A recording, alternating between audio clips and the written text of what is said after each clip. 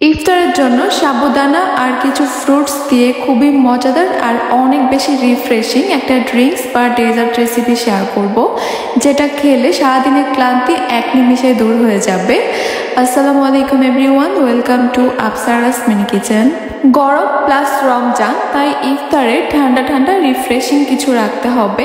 এই সাবুদানা ডেজার্ট বা ড্রিঙ্কসটা শুধুমাত্র রিফ্রেশিং না, এটা অনেক বেশি টেস্টি আর অনেক বেশি হেলদি। প্রথমে সাবুদানাগুলোকে সিদ্ধ করে নিতে হবে। একটা প্যানে পরিমাণ মতো পানি নিয়ে নিয়েছি। পানির পরিমাণটা একটু বাড়িয়ে নিতে হবে। আর পানিতে যখন বলক চলে আসবে তখন আমি এখানে দিয়ে দিব হাফ কাপ সাবুদানা। সাবুদানা দিয়ে দেওয়ার সঙ্গে সঙ্গে নেড়েচেড়ে একটু মিশিয়ে নিতে হবে, যেন সাবুদানাটা দলা না ধরে যায়। আর একটু পর পর অবশ্যই নেড়েচেড়ে দিতে হবে, তা না হলেও কিন্তু সাবুদানাগুলো দলা বেঁধে যাবে, আবার নিচ থেকেও লেগে যাবে প্যানের সঙ্গে। এবারে সাবুদানাগুলোকে আমি প্রায় 10 থেকে 15 মিনিটের মতো সিদ্ধ করে নিব, অথবা সাবুদানাগুলো একদম স্বচ্ছ হয়ে যাওয়া পর্যন্ত সিদ্ধ করে নিতে হবে। আমি একটু আপনাদেরকে দেখিয়ে দিচ্ছি সাবুদানা সিদ্ধ হয়ে যাওয়ার পর কেমন হবে।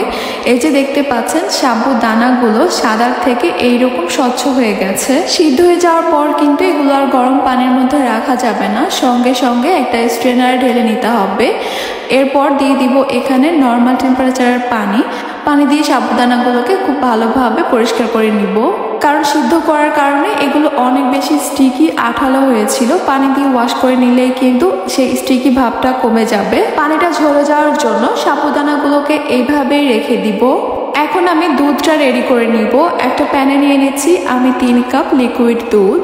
চিনি দিয়ে দিচ্ছি 1/3 কাপ, অথবা আপনাদের পছন্দ অনুযায়ী এখানে বাড়িয়ে কমিয়ে অ্যাডজাস্ট করতে পারবেন। যদি এখানে অনেক রকমের মিষ্টি ফ্রুটস দেওয়া হবে, তাই আমি চিনির পরিমাণটা খুব একটা বেশি দিলাম না। দুধটাকে জলদি ঘন করার জন্য এখানে দিয়ে দিচ্ছি 1/3 কাপ গুঁড়া দুধ। এবার এই সব কিছুকে আমি একসঙ্গে নেড়েচেড়ে ভালো করে মিশিয়ে নিব। চুলার হিটটাকে মিডিয়ামে রেখে অনবরত নেড়েচেড়ে দুধটাকে আমি জাল করে নিব কিছুক্ষণ। আপনারা যদি গুঁড়া দুধটা না দিতে চান তাহলে লিকুইড দুধের পরিমাণটা বাড়িয়ে নিতে হবে। এরপর জাল করে করে ঘন করে নিতে হবে। একটা বাটিতে নিয়ে নিয়েছি নর্মাল টেম্পারেচারে থাকা 1 কাপ লিকুইড দুধ।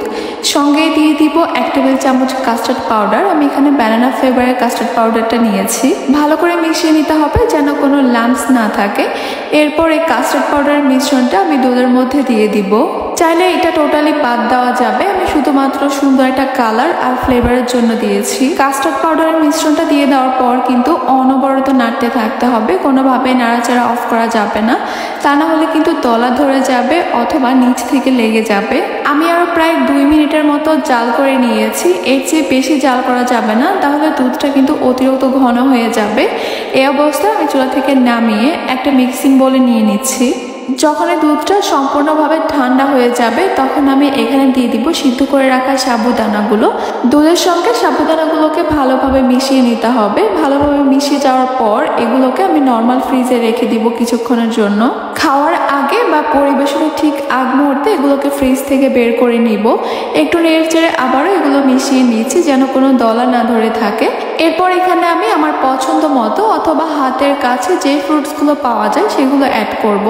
প্রথমে এখানে দিয়ে দিচ্ছি আমি হাফ কাপ আপেল কুচি, কালো আঙ্গুর অথবা লাল আঙ্গুর কুচি দিয়ে দিচ্ছি হাফ কাপ, দিয়ে দিচ্ছি সবুজ আঙ্গুর কুচি হাফ কাপ, কলা দিয়ে দিচ্ছি একটা, আমি ছোট ছোট টুকরো করে কেটে দিয়েছি, স্ট্রবেরি কুচি দিয়ে দিচ্ছি হাফ কাপ, দিয়ে দিচ্ছি হাফ কাপ আনার দানা, দিয়ে দিচ্ছি 3টা খেজুর কুচি, এরপর দিয়ে দিব কিছু কাঠবাদাম কুচি।